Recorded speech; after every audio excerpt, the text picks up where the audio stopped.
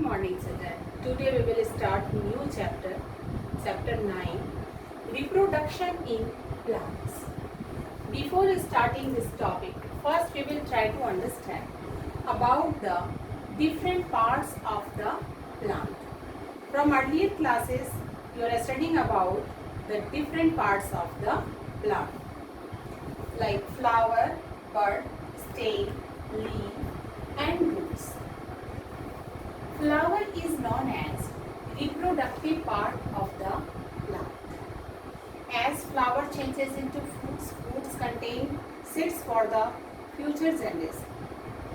And rest of the part of the plant, like stem, leaf, roots, bud, these different parts are known as vegetative parts of the plant.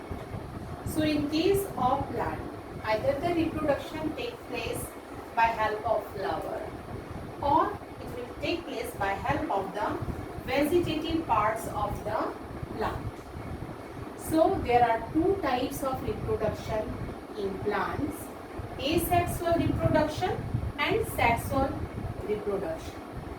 In asexual reproduction, single parent is required for the development of the new ones, and in case of sexual reproduction, two parents are required having each type of sex.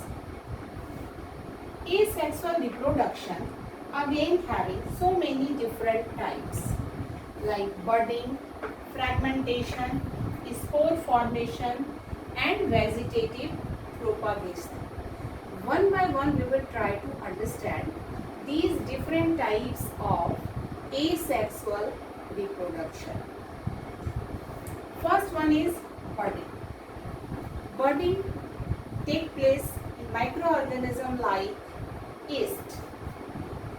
Parent body having nucleus.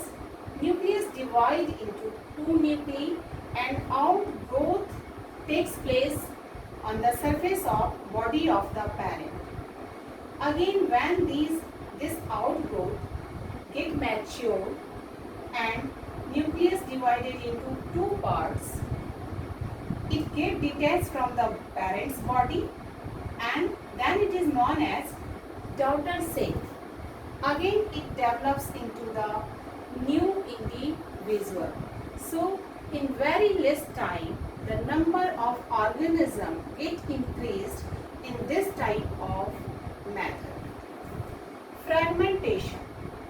In fragmentation, the parent's body divide into two or more than two parts and each part develops into new individual.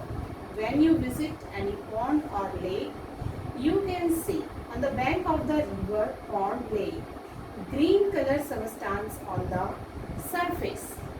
And when you lift it by help of a stick, you can see long thread like a structure. Actually, it is Spirogyra, which reproduce by this fragmentation method. So in very less time, it covered the whole pond or lake. Spore formation.